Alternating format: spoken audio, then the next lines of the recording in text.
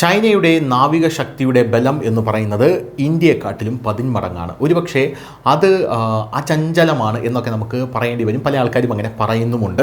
എന്നാൽ ഇന്ത്യൻ നാവികസേന ചൈനയുടെ നാവികസേനയെ പിടിക്കാനുള്ള നീക്കം പലപ്പോഴായി നടത്തുന്നുമുണ്ട്. നരേന്ദ്രമോദി സർക്കാരിൻ്റെ കീഴിൽ വലിയ രീതിയിലാണ് നമ്മുടെ നാവികസേന വികസിച്ചുകൊണ്ടിരിക്കുന്നത്. നമുക്കെല്ലാവർക്കും അറിയാം. ഇപ്പോഴിതാ ഇന്ത്യ വികസിപ്പിച്ച ഒരു മെഗാ ന്യൂക്ലിയർ റിയാക്ടറാണ് ചർച്ചയാകുന്നത്. നാവികസേനയുടെ ശക്തി വർദ്ധിപ്പിക്കുന്നതിനായി ഇന്ത്യ ഒരു പ്രത്യേകവും അപകടകരവുമായിട്ടുള്ള സാങ്കേതിക വിദ്യയാണ് വികസിപ്പിച്ചെടുത്തിരിക്കുന്നത്. Bhabha atomic research centre 200 megawatt വൈദ്യുതിയുടെ ഒരു പുതിയ ന്യൂക്ലിയർ റിയാക്ടർ വികസിപ്പിച്ചു.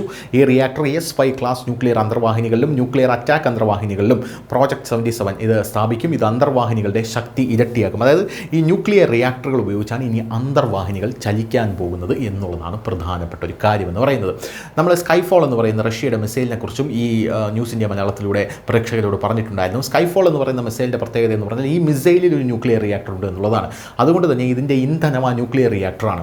ഈ മിസൈലിന് 2 ദിവസം ഭൂമിയുടെ ഭ്രമണപഥത്തിൽ ചുറ്റാനായി സാധിക്കും. അതായത് 2 ദിവസം ഭൂമിയെ ചുറ്റി വരാനുള്ള ഇന്ധനം ഇതിനുണ്ട്. അതുപോലെ തന്നെയാണ് ഇപ്പോൾ ഇന്ത്യ വികസിപ്പിക്കുന്ന ഈ ആണവ അന്തർവാഹിനി എന്ന് പറയുന്നത്. ഇതിൽ ന്യൂക്ലിയർ റിയാക്ടറാണ് ഇതിൻ്റെ ഇന്ധനം എന്ന് പറയുന്നത്. അതുകൊണ്ട് തന്നെ ഇതിൻ്റെ ശക്തിയും 10 മടങ്ങ് വലുതായിരിക്കും എന്നുള്ളതാണ്. അന്തർവാഹിനികൾക്ക് പുതിയ ആണവ റിയാക്ടർ വളരെ പ്രധാനമാണെന്ന് ഇന്ത്യ മനസ്സിലാക്കുന്നു. നിലവിൽ ഇന്ത്യയുടെ ആണവ അന്തർവാഹിനിയായിട്ടുള്ള INS അരിഹന്ത്, INS അരിഹത്ത് എന്നിവയിൽ 83 മെഗാവാട്ട് റിയാക്ടറുകളുണ്ട്. അവ ചെറുതാണ്.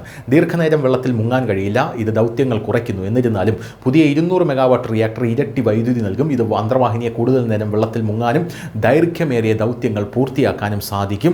ഇന്ത്യയുടെ മഹാശക്തിയായിട്ടുള്ള S5 ക്ലാസ് അന്തർവാഹിനിയും ഇപ്പോൾ അതിനെക്കുറിച്ചുള്ള റിപ്പോർട്ടുകൾ ഇപ്പോൾ വരുന്നുണ്ട്. ഇന്ത്യയുടെ അടുത്ത തലമുറ ബാലിസ്റ്റിക് മിസൈൽ അന്തർവാഹിനിയാണ് S5 ക്ലാസ്. ഇത് INS അരിഹന്ത് ക്ലാസിനേക്കാൾ വലുതായിരിക്കും. അതായത് 13,000 ടൺ. ഈ അന്തർവാഹിനിക്ക് 5000 കിലോമീറ്റർ ദൂരപരിധിയുള്ള K5SLBM 1216 ICBM മിസൈലുകൾ വഹിക്കാൻ കഴിയും. കൂടാതെ പ്രോജക്ട് 77 പ്രകാരമുള്ള ആക്രമണ അന്തർവാഹിനികൾക്ക് ശത്രു കപ്പലുകളെ എളുപ്പത്തിൽ നേരിടാൻ കഴിയുമെന്നുള്ളതാണ് മറ്റൊരു പ്രത്യേകത.